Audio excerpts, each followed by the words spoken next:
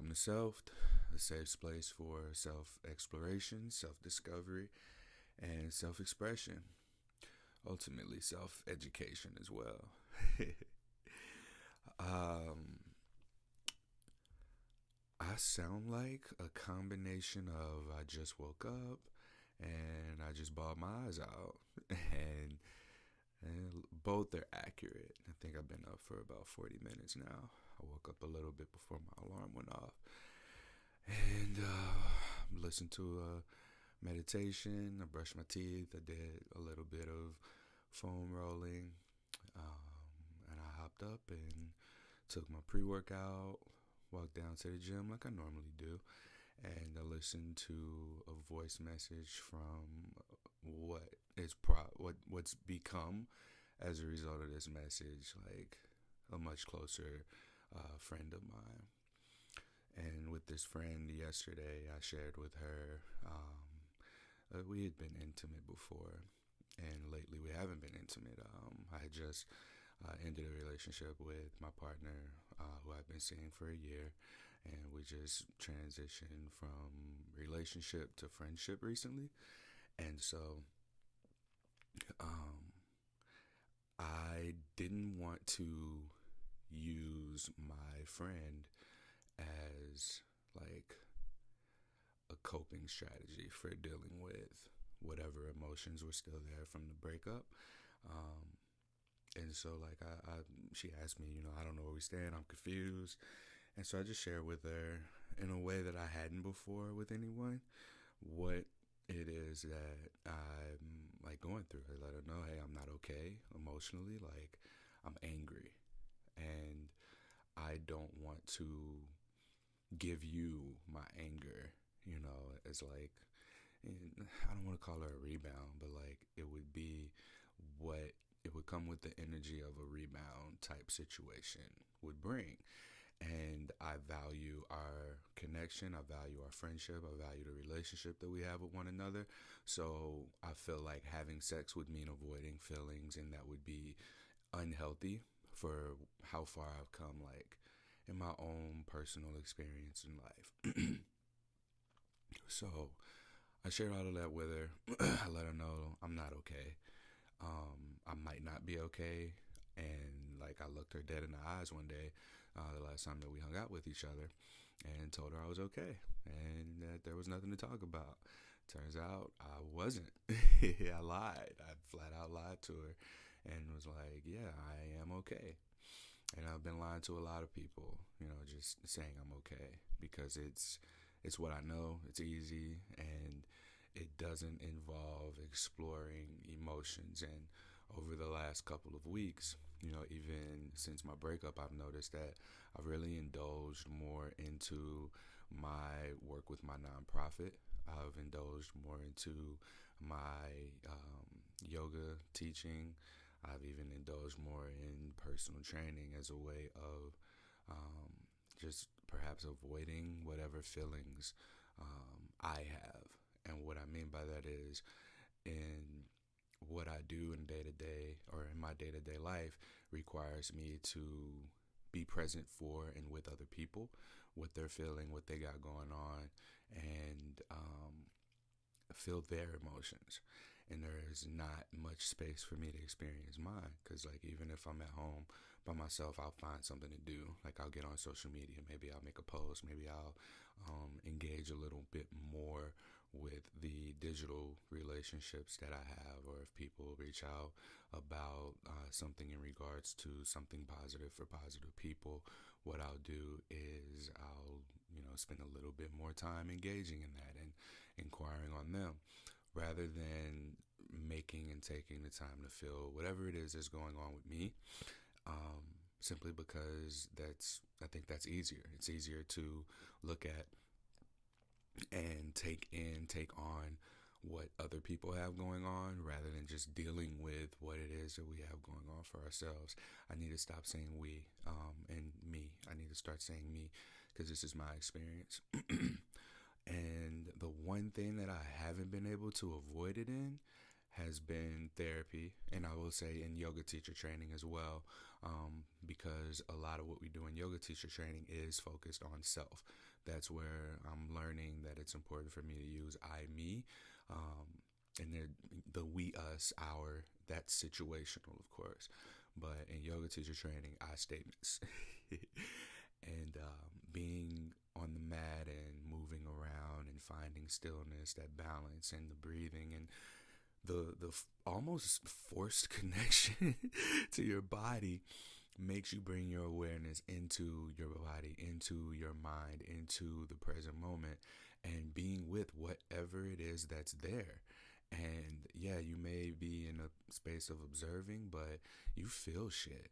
And I used to think that was bullshit when I was first told, oh, yeah, when you move around, emotions are stored in the body and you might cry, you might get angry. I fucking feel that. The last several times we've been doing, I don't know how to say the word, sankalpa, something where it's self massage, and so we have to be more still than usual. I'm used to doing sun salutations and flows and even power yoga that's challenging, holding hard postures and lunge positions. And by the time I get done, I'm pooped. We're in shavasana for a couple minutes. I'm like catching my breath, and by the time I catch my breath, it's time to leave. Whatever this is that we've been doing lately has required a lot more stillness, and in that stillness, I am very fidgety. I'm very uncomfortable. And my body's just like making me move. Like there's discomfort in sitting cross-legged, sitting upright. Even if I don't sit cross-legged, there's always discomfort, perhaps in the hips, perhaps in the upper back, primarily these two places. And I think I looked up, if I remember correctly, I looked up, with that discomfort in the upper back, what emotion stored there, and that's anger. And then in the hips, I believe that's where a lot of sexual trauma and emotions around, like your right to be here, are stored. The sacral. Wow. I don't want to say the wrong things, and I might even be right where I'm going with this, but just on the erring on the side of caution. Um, that's where a lot of emotions are stored, and those are the two places of discomfort that I have, right? And so I've had to notice that over the last few weeks. Yesterday was my last day of therapy, and I had therapy right before yesterday's yoga class. And what came up in therapy, it didn't necessarily feel like a graduation, but I do feel equipped to navigate life, the world, and challenges without having my therapist like to look forward to every week. I'm gonna revisit it next month, but my finances have significantly changed, and I didn't do a good job planning for this. I can share it here. The unemployment benefits or whatever that I had been receiving throughout the pandemic, I've been using that to like fund other people's therapy for something positive for positive people. Of course, I've been paying my bills too, but in using that money to pay for people's therapy rather than just saving it for a rainy day. This was me taking a huge gamble on what I believe in, and I believe that in being able to say, hey, we got this many people enrolled in therapy, these are the testimonies, this is how much we've spent.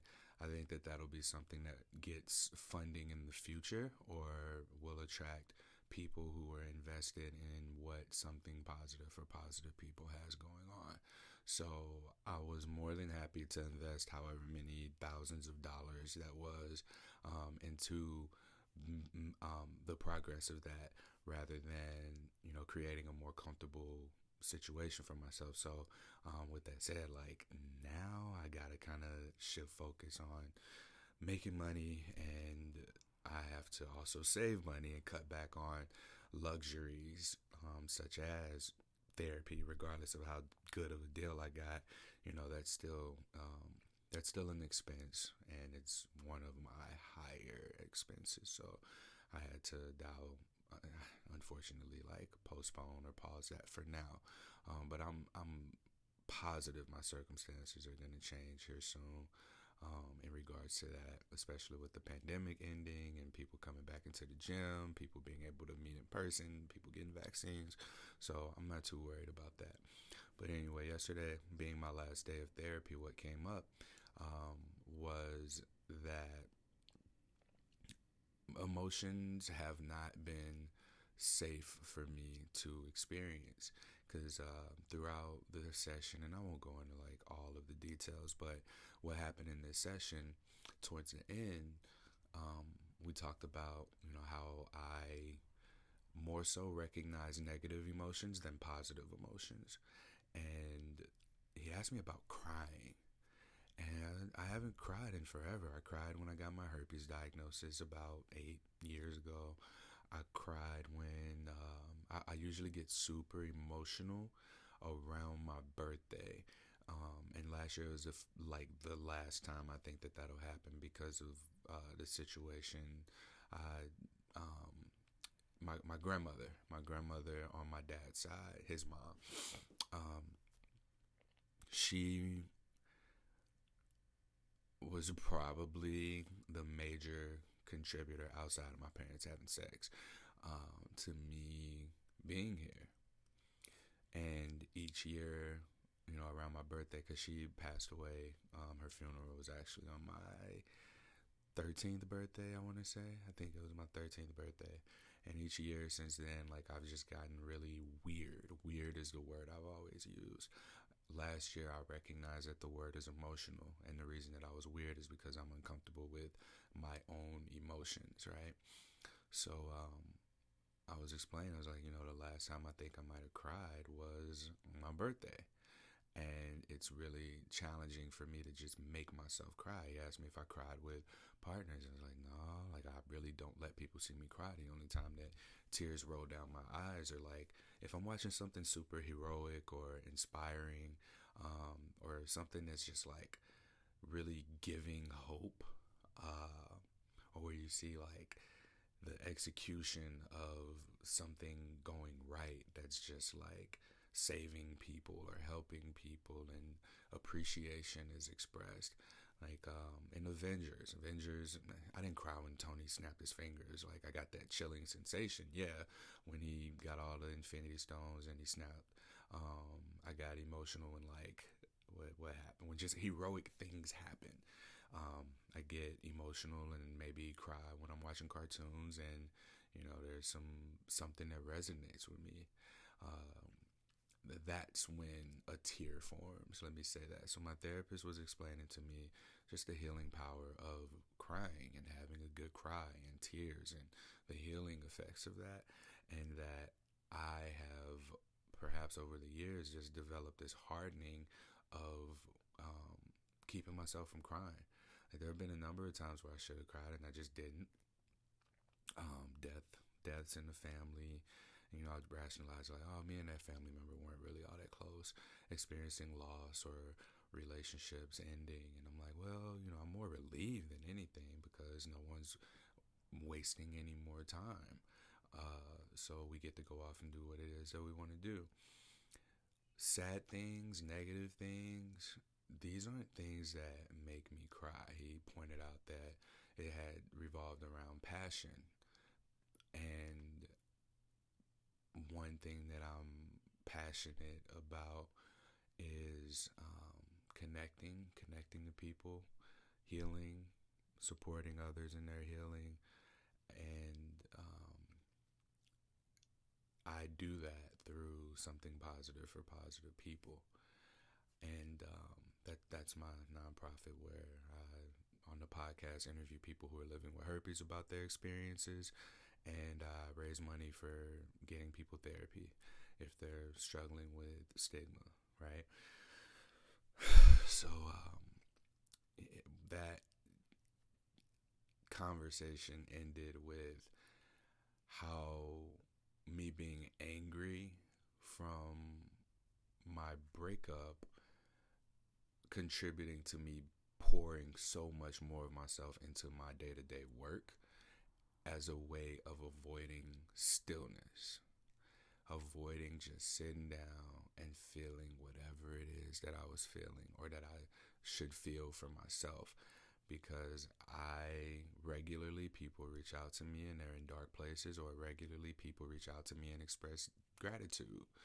And so I'm so making myself busy with those things, and making myself busy through sexual energy exchanges. So whether that be like sexting or masturbating, or if I'm watching porn, or if I'm making time for these things, or even just playing video games, these are avoidance strategies from dealing with whatever it is that I have going on in myself. Because if I'm still for too long, I'll feel for too long. And that's when things will rush in. Like, I've not yet celebrated that I am, in fact, experiencing success. Like, I'm in it. If I were to look back to where I was, even when I first got my herpes diagnosis and how that felt, even when my grandmother first died on my birthday, and I sat there, and the most fucking weird thing was that everyone sang happy birthday to me, and that cake was on the table. I was at my dad's house. I remember my great grandmother was sitting at the head of the table, and I'm looking around at all my family members, dressed in all black and shit, because we just came home from my grandmother's funeral. Like, that shit was traumatizing. Being saying happy birthday to on the day of your fucking grandmother's funeral, and then the way that my grandmother, like the contribution she made. So like, I know things about my origin of birth that I shouldn't know. Like, I know that my mom's parents were ashamed that their 17-year-old daughter was pregnant and about to have a baby, and encouraged her to get an abortion. I know that my mom advocated for being on birth control and was told no. And I know that my grandmother, my dad's mom, was the one that took my mom in and was like, hey, what if you can't have any more kids? Like, what if this is your only chance to have one? And kept my mom safe for however long during her pregnancy. I wish I could have gotten this story from my grandmother, but I've heard it from like the not firsthand experience of my grandmother. So I've really struggled with my survival, my right to be here, so to speak.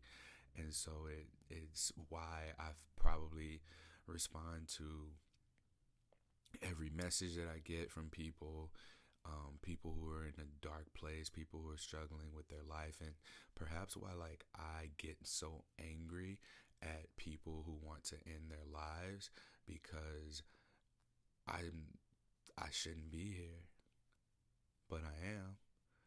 And I avoid looking at the impact that I've made on so many people's lives, and it's like I feel this urge to earn my right to be here. Like, I have to prove to myself, despite knowing that backstory, I have to prove my worth. I have to prove that I deserve to be here by being, quote, good, by doing what's, quote, right, by doing the right thing. And it explains why I don't value anything that's like bad or evil, or why I feel such a compulsion to uphold these ethical values that I have. And I look up at what I'm doing with self and putting this out to the world, what I'm doing with something positive for positive people, and how that has manifested as my right to be here. And I don't think I ever really sat with that. And this morning, just processing emotions, and like really looking at what happened yesterday in therapy. Like, that's what this is. Like, me speaking through the feelings that I experienced this morning. Like, I am here. And the whole reason that heroes resonate with me is because I'm somebody's hero. So I saved somebody's life. Like, I've gotten that message a few times. And to someone, like, I'm looked up to in this light. And that is something that often triggers that passion in me. I listened to 2 songs today, and they just fucking, I let loose. Like, I One tear rolled down my right eye. Time passed. One rolled down the left eye. There are these two songs, Florence and the Machine. Um, what's this song called? I feel nervous in a way that can't be named. Oh, End of Love. And then the other song's Lauryn Hill to Zion. And I mean, that song's about her getting pregnant and having a baby, and people telling her, hey, you shouldn't have this baby, you're going to mess up your career. And she still had that baby. I feel like I'm that baby. And I feel like that song was speaking directly to me for where I am right now in life. And like, I just fucking bawled, man. And that one sent me over the edge. Florence and the Machine got me there with the End of Love. And then when I heard To Zion, listening to those words, you know, that touched my soul. And I got to feel everything that I had been avoiding for all this time. You know, and I just say I won't go home like when I can, because I gotta work today. When I go home, I might just fuck around and bawl my eyes out. But this morning, I bawled my eyes out on pre-workout. Like, I took pre-workout. I had every intention of doing my workout, doing yoga, what my routine is, and shit. Like, my routine might even be a distraction from me just feeling what it is that I feel, what I need to feel. My absorbing and taking on of everything else in the world, of other people's emotions, doesn't really give me a chance to feel what's going on inside myself. And because I don't have the opportunity to feel what's going on inside myself, I just keep coping. I keep distracting myself.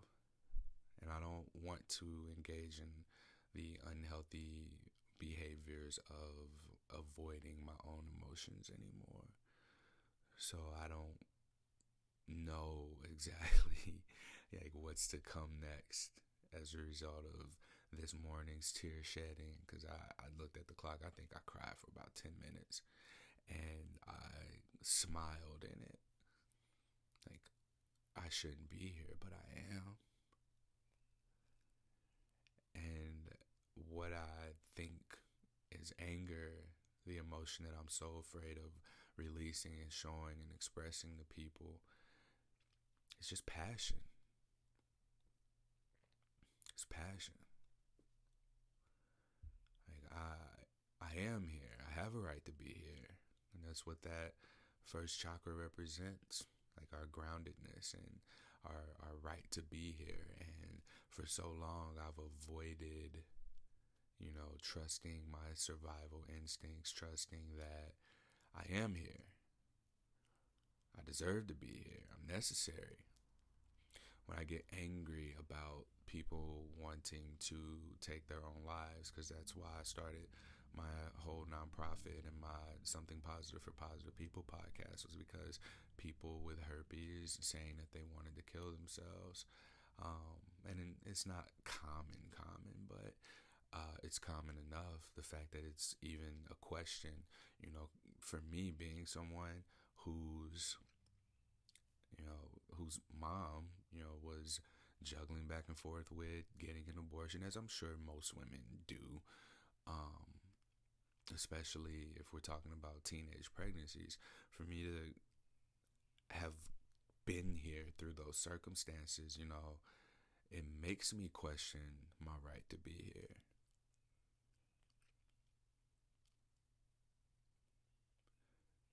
But because I'm here, I deserve to be here.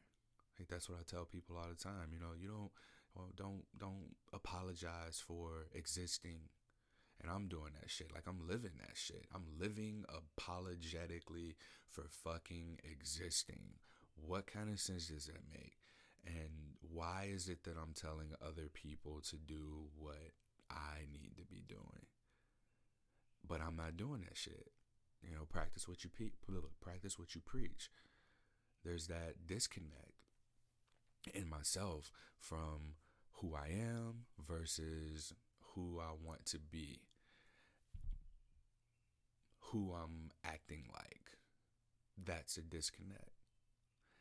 And so being able to cry this morning, being able to just experience whatever that healing was, because that was something that it's been there. The way that shit came running out today and the smiles, like, I don't celebrate my wins. I don't celebrate my progress. I don't celebrate my success. And I've mentioned before, I don't think I mentioned it here, but I'm not motivated by money and what, in a traditional sense, is what my family has prioritized as a a touch point metric of success. That's not success to me. Success to me is connecting. It's being connected. Like, that's where my prioritization is. I prioritize connection over money. And while I'm able to, like, I don't make a lot, but all my needs are met. My survival is taken care of. Like, I'm here. I am here. And I think that this is probably going to be my mantra moving forward. I am here. And I'm making my mark on the world and letting the world know I'm here. Like, this is my way of announcing I am here. Self podcast, something positive for positive people. Like, I am here. And I deserve to be here. And I'm making an impact. And I've just never allowed myself to really take that in and embrace what that means for myself. I don't have a blueprint for what it is that I'm doing. I'm just doing it. And it feels right. And it's guiding me down a path of what I defined as success. Consistently sticking to the process, seeing it progress, and creating opportunities. I'm creating opportunities for people to explore their healing. I'm creating opportunities for me to have my healing. And through just being willing and able to have my tears today and feel what that means to me, it means all so much more knowing that I shouldn't have been here, quote unquote, shouldn't have been here. To know that I am here. To know what that means for me. To look at where I've been, to look at where I am, to look at where I'm going, where the things that I've produced are headed, the decisions that I made, the self-trust that's coming, the confirmation just from little nudges and signs from the reality around me, from my friends, like walking down here and listening to my friend's voice message and hearing that her experience right now is a direct parallel to mine. That feels validating. And that's while it's the external validation, I think that me sitting and crying and, linking the reasons that I cry are normally through inspiration, heroism, passion, to have had that, to have had those expressions, that expression occur today, those tears come out today, to have been able to fucking take pre-workout, not work out, but come in here and record this podcast instead. To have cried while on this pre-workout. Like, that's how powerful emotions are. Like, me making a choice to just, I don't even think I made a choice. This shit had to come out. This shit forced itself out of me.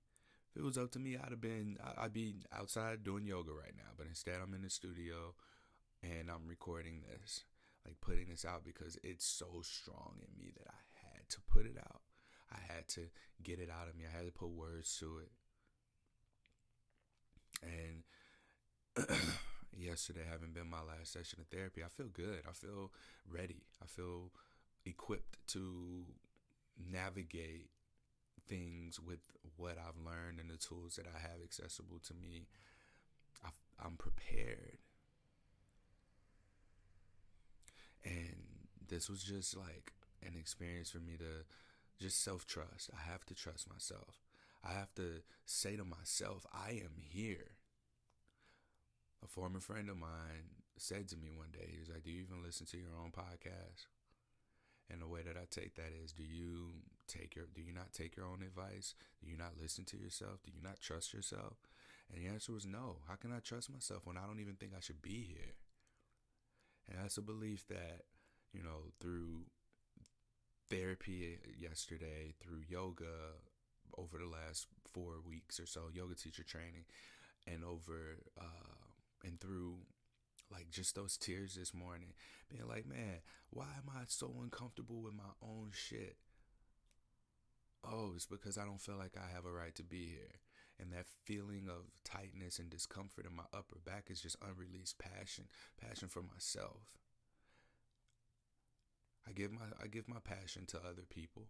When somebody calls me and they tell me, or if they message me and they're like, "Yeah, I'm suicidal," or "I had suicide ideation," like that anger, I don't like bitch them out at all, of course, but that passion shows up in a way for them that they haven't had anyone be there for them before. I gotta get that shit to myself. I have that. I have to feel that and tap into that for me, because I have become super dependent on feeling what other people feel as a way of avoiding what I feel, and that shit's not sustainable. It's not gonna last long term. What is sustainable is me being present with my own emotions, being able to feel what's happening inside of me, being able to experience that within myself. That's healing. That's real. That's where my validation is and will come from. Will continue to come from and be there.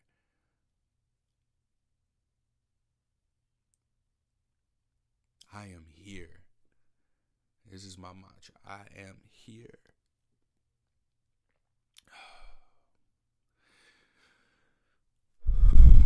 And this thing, crying, that I've tried so hard not to do. My therapist told me yesterday, he was like, some of the strongest people in the world cry.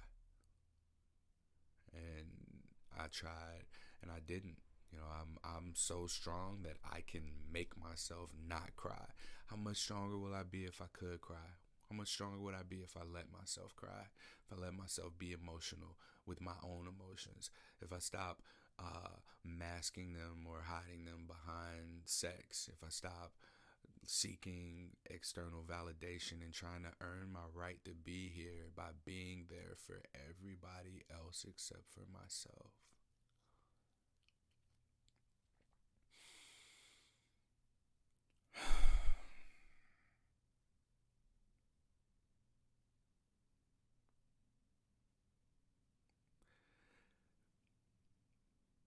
I have a right to be here. I am here. This moment wouldn't be what it is right now if I were not here. I am necessary. I am necessary for this moment to be exactly what it is right now. It wouldn't be what it is without me here. I tell myself that. I have to tell myself I am here. I'm done hiding. I'm done being small. I'm done just, withdrawing into my own little, space and creeping out only for other people. Like, I am fucking massive energetically. My presence is known. My presence will be known.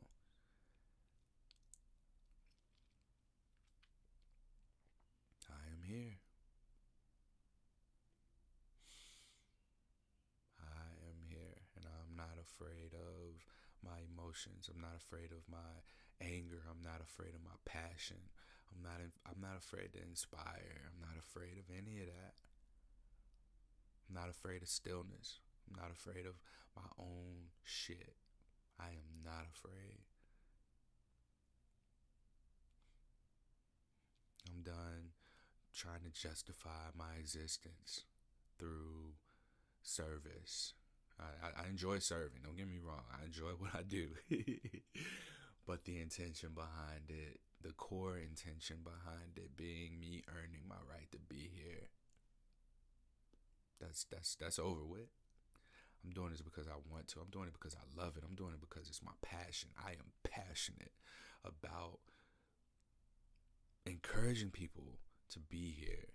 I'm passionate about fucking sniffling and shit.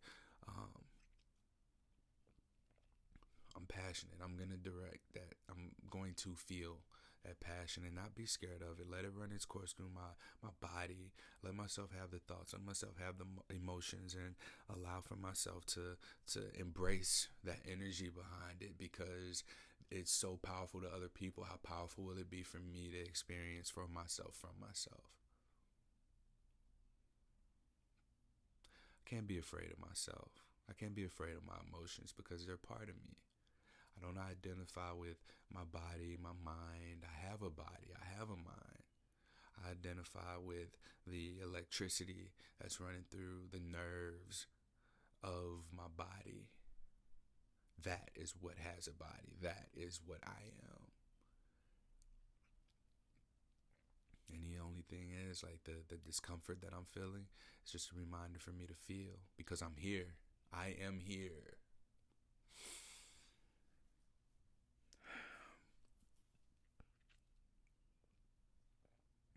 I'm here.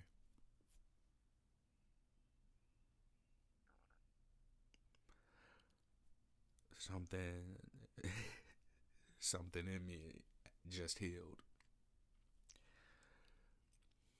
And I'm different now. I can't say how. I can't say what's going to happen. I can't say what's changed. I mean, I guess this podcast episode is everything that's been experienced to ignite this change. But things are different from this morning. I am here. Thank you for listening.